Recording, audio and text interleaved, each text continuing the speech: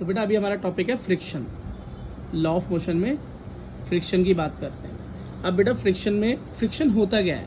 देखो बेटा, कोई भी चीज़ है, मान लो ये चश्मे की डब्बी है, जब इसे हम मूव करते हैं तो एक फोर्स होता है जो नीचे की तरफ से इसको रोकने की कोशिश करता है। आपने अपने जूते का सोल देखा है, स्कूटी का टायर देखा है, उसमें डिज़ाइन होता है। क्यों होता है डिज़ाइन? ताकि आपका ब्रेक अच्छे से अप्लाई हो सके, उसकी ग्रिप बन सके। वो ग्रिप क्या है? वो फ्रिक्शन है, जो कि आपके होने वाले मोशन को, होने वाली गति को रोके, उसे पीछे की तरफ पुश करे, तभी तो आप ब्रेक लगा कर रुक सकते हो। ठीक है। अब फ्रिक्शन नहीं होगा, क्योंकि आपने छोटी क्लास में पढ़ा है कि फ्रिक्शन हमारा दोस्त है। बिल्कुल बिल्कुल, कि मोशन हमारा दोस्त है, वो सॉरी फ्रिक्शन हमारा दोस्त है और दुश्मन भी है। अब हमारा दोस्त कैसे है फ्रिक्शन? क्योंकि फ्रिक्शन हमें रुकने में मदद करता है, ब्रेक लगाने में मदद करता है, चलने में मदद करता है। लेकिन अगर फ्रिक्शन हमारा दुश्मन कब हो जाता है? जब इस फ्रिक्शन की वजह से हम गिर पड़ते हैं, हमारा एक्सीडेंट होता है तो हमें चोट लगती है भयंकर।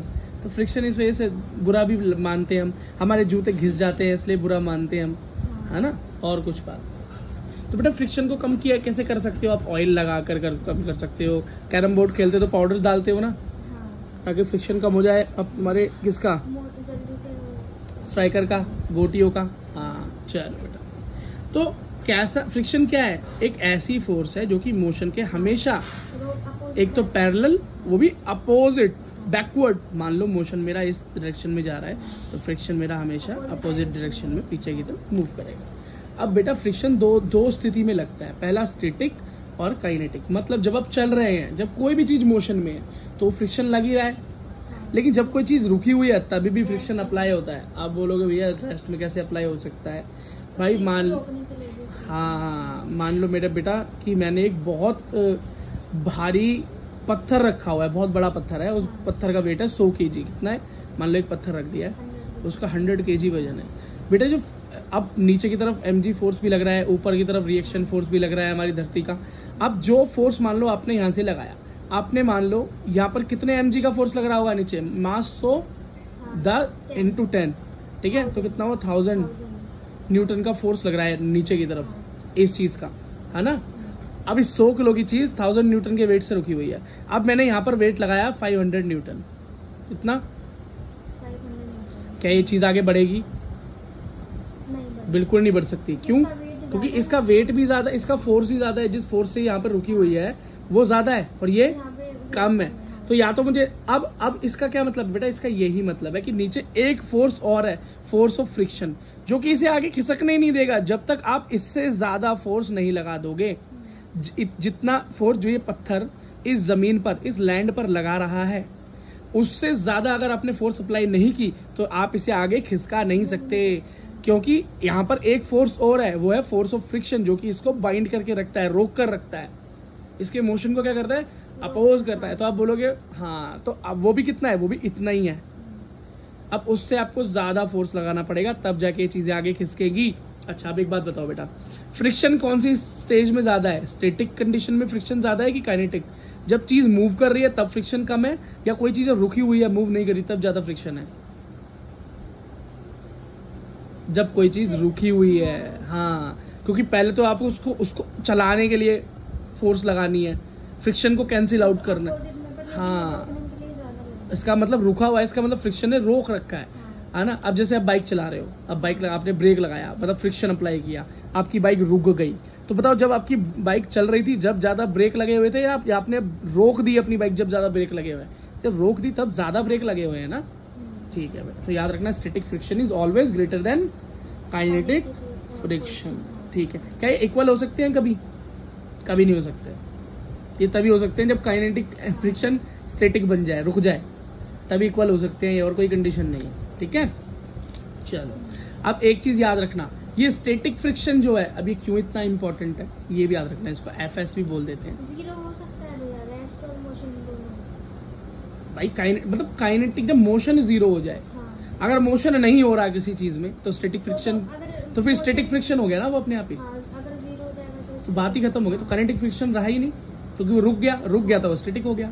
तो काइनेटिक फ्रिक्शन स्टैटिक के इक्वल कब हो सकता है? जब उसका मोशन रुक जाए, मोशन हो ही ना, और मोशन ही नहीं होगा तो फिर वो काइनेटिक बचा ही कहाँ। ठीक है, चलो अब याद रखना maximum value of static friction.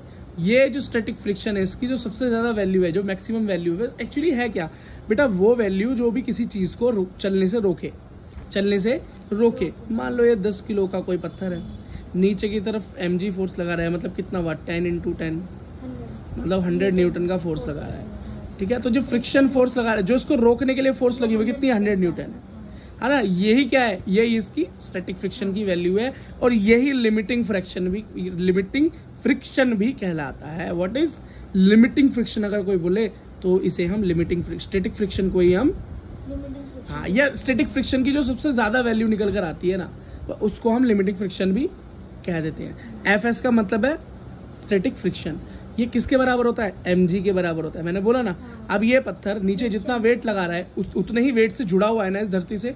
अगर बेटा मैं यहाँ पे 100 न्यूटन का वेट ये नीचे की तरफ लगा रहा है इस सरफेस पे, अब मैं अगर यहाँ से फोर्स लगाऊंगा 110 न्यूटन का, तो ये से मूव कर सकता हूँ मैं, हाँ, तो हो जाएगा कि 110, मतलब इसके इस फोर्स से ज्यादा मैं आगे फोर्स लगा रहा हूँ, तो इससे मैं कैंसिल आउट करके आगे बढ़ सकता हूँ। लेकिन अगर मैं यहाँ पे 90 न्यूटन का फोर्स लगाता तो क्या मैं इसको, तो मैं इसे मूव कर सकता, मैं इसे मूव नहीं कर पाता, मैं इसे आगे नहीं भेज पाता, बिकॉज ये खुद ही 100 न्यूटन का वेट लगाकर यहाँ पर रुका हुआ है। 100 न्यूटन के स्टैटिक फ्रिक्शन से, स्टैटिक फ्रिक्शन की मैक्सिमम वैल्यू क्या है इसकी, 100 न्यूटन से रुका हुआ है ये, है ना। तो क्या है, लिमिटिंग फ्रिक्शन की वैल्यू क्या है इसकी, 100 न्यूटन।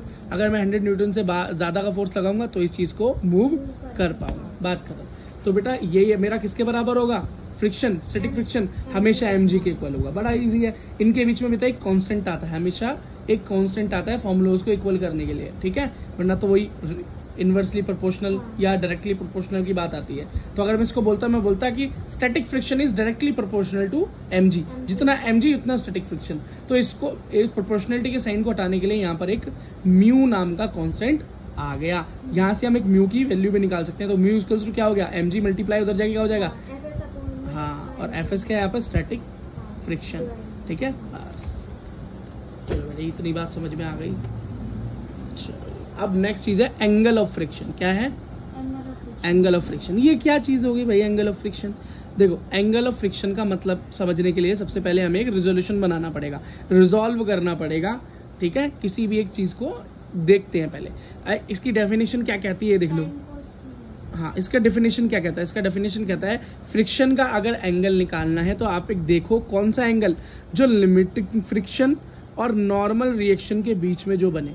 अब आप बोलोगे भैया ये नॉर्मल रिएक्शन क्या है, लिमिटिंग फ्रिक्शन तो मुझे पता चल गया क्या है। Limiting friction is the maximum value of static friction, ठीक है।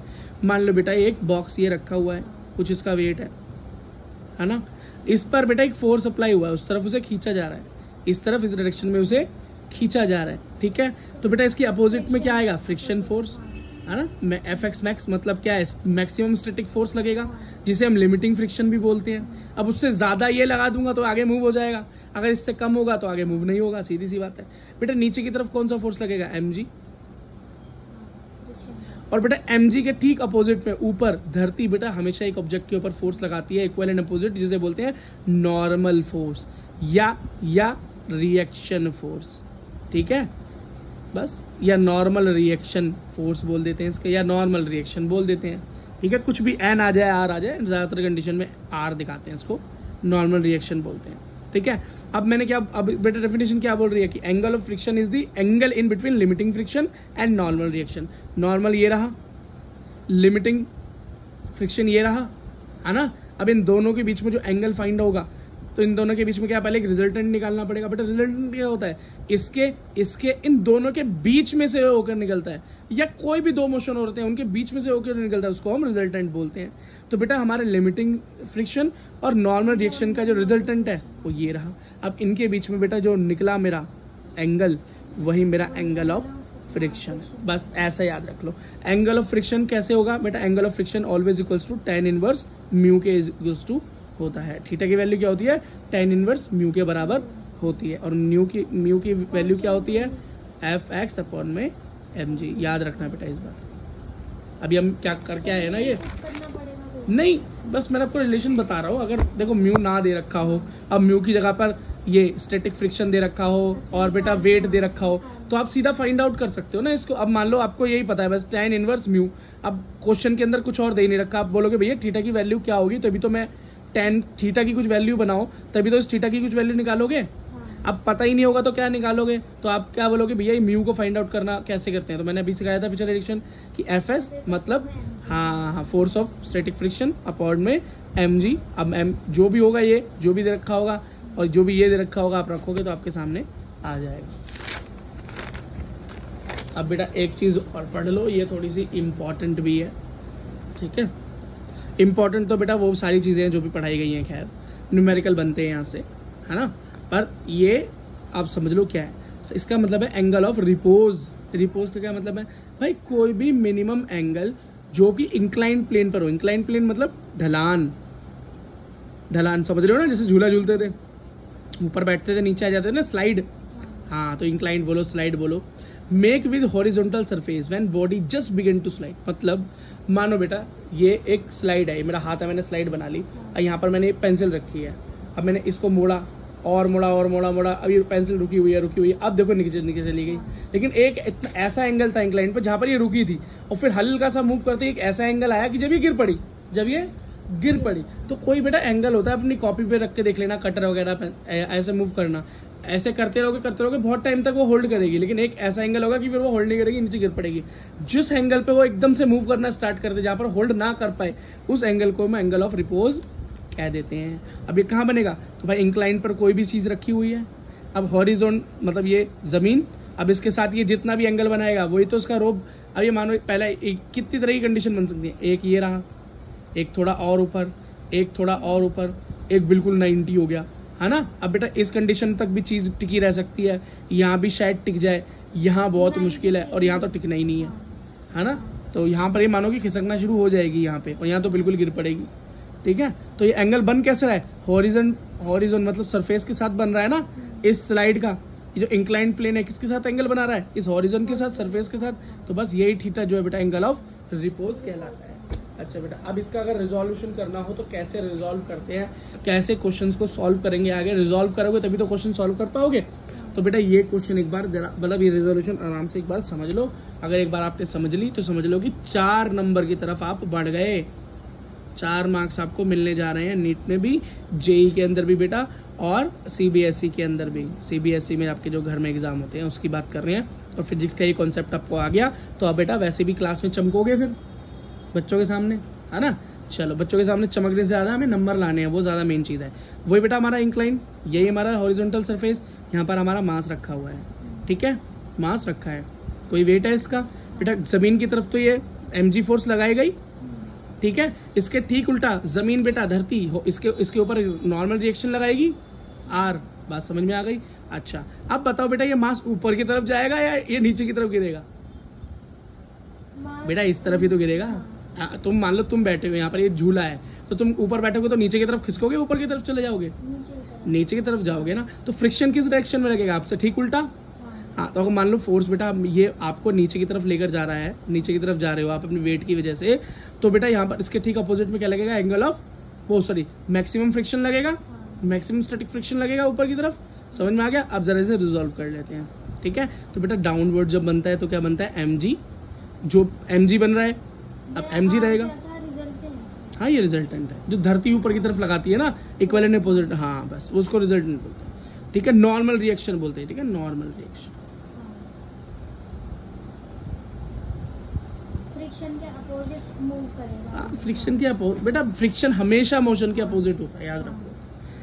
अबे मोशन नीचे की तरफ करूंगा तो फ्रिक्शन मेरा नॉर्मली सी बात है कि भाई ऊपर की तरफ होगा। अगर बेटा मान लो मैं ही हूँ, मैं इस तरफ मोशन कर रहा हूँ, तो फ्रिक्शन हमेशा मेरी अपोजिट डायरेक्शन में मूव करेगा ना। तो इसमें इतना सोचने वाली बात क्या है, फ्रिक्शन बेटा डायरेक्शन उसकी ऊपर हो गई। अब रिजॉल्व कर लो, तो यहाँ पर भी mg, यहाँ पे भी mg, भाई mg वेट ही तो है, एक तरफ क्या है cos थीटा और एक तरफ sin थीटा, बस ये इसका रिजोल्यूशन हो गया। अब देखो बेटा अगर यहाँ पर मैं फ्रिक्शन की बात करूँ तो फ्रिक्शन किसके इक्वल हो रहा है, कैसे फाइंड आउट करोगे, फ्रिक्शन किसको अपोज कर रहा है एक्चुअली, mg sin थीटा को, इस मोशन को ही तो अपोज कर रहा है फ्रिक्शन, तो ये हो गया mg sin थीटा के इक्वल, ठीक है। अब मैक्सिमम भाई फ्रिक्शन उतना ही तो होना चाहेगा जितना आप नीचे मोशन करना चाहते हो, आपके मोशन को रोकेगा ना, आपके मोशन को रोकेगा ना। लिमिटिंग फ्रिक्शन क्या बनेगा भैया, फ्रिक्शन की मैक्सिमम वैल्यू जो होती है, स्टैटिक फ्रिक्शन की जो मैक्सिमम वैल्यू होती है वो क्या होती है, लिमिटिंग फ्रिक्शन। ठीक है। अब ये देखो, अब ये क्या है, ये रोकना चाहेगा ना इसको, और ये जब तक मूव नहीं कर सकती आगे जब तक इस फ्रिक्शन से ज्यादा से नीचे मूव ना करे। तो ये एफ किसके इक्वल है, mg sin थीटा के, ठीक है। और ये नॉर्मल रिएक्शन जो ऊपर लग रही है ये किसके इक्वल है, इस mg के, नीचे वाले mg के। बेटा जितना आप धरती पर बल लगाओगे उतनी ही धरती आपके ऊपर इक्वल फोर्स लगा देगी, और नीचे की तरफ क्या बन रहा है, mg cos थीटा।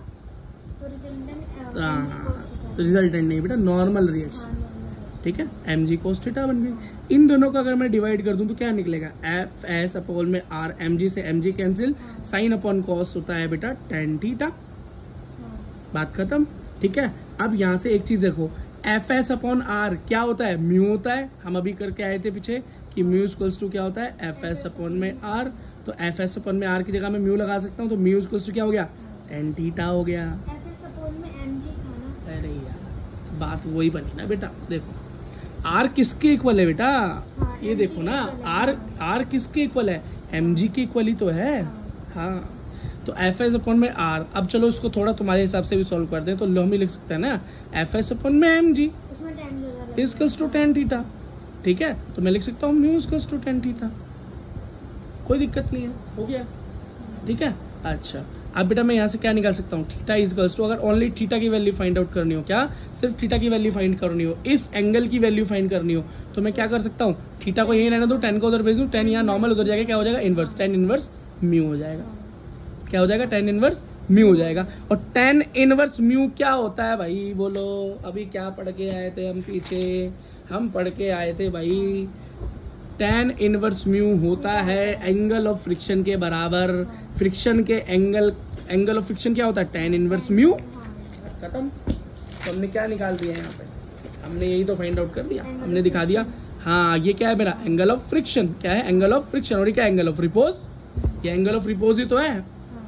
मैक्सिमम ढलान या मिनिमम ढलान जिसपे सरकना शुरू हो जाए, तो मैं कह सकता हूँ angle of sliding is equals to angle of repose, है ना। अरे यार जिस एंगल पे चीज स्लाइड होनी शुरू हो जाएगी वही तो एंगल ऑफ रिपोज है, क्योंकि एंगल ऑफ रिपोज का मतलब ही क्या है कि जब चीज स्लाइड होनी शुरू हो जाए, उससे पहले तो रुकी रहेगी, एंगल ऑफ रिपोज पे स्लाइड होनी शुरू हो जाएगी।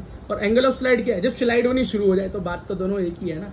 अब एंगल ऑफ स्लाइड बोल निकाल लो, चाहे एंगल ऑफ रिपोज निकाल लो, हमेशा वैल्यू सेम ही आएगी। और मैंने इसका रेजोल्यूशन आपको बेटा अच्छे से सिखा दिया, आपको भी न्यूमेरिकल सॉल्व करेंगे तो कोई दिक्कत आपको आएगी नहीं। और ये किस तरह से फॉर्मूले डिराइव हो रहे हैं वो भी हमने कर लिया। आई होप बेटा क्वेश्चन समझ में आया होगा, तो वीडियो को लाइक करो, सब्सक्राइब करो। 4 मार्क्स के लिए बेटा आपका थ्योरी मैंने पक्का करवा दिया यहाँ पे। चलो ऑल द बेस्ट, मिलते हैं नेक्स्ट वीडियो में।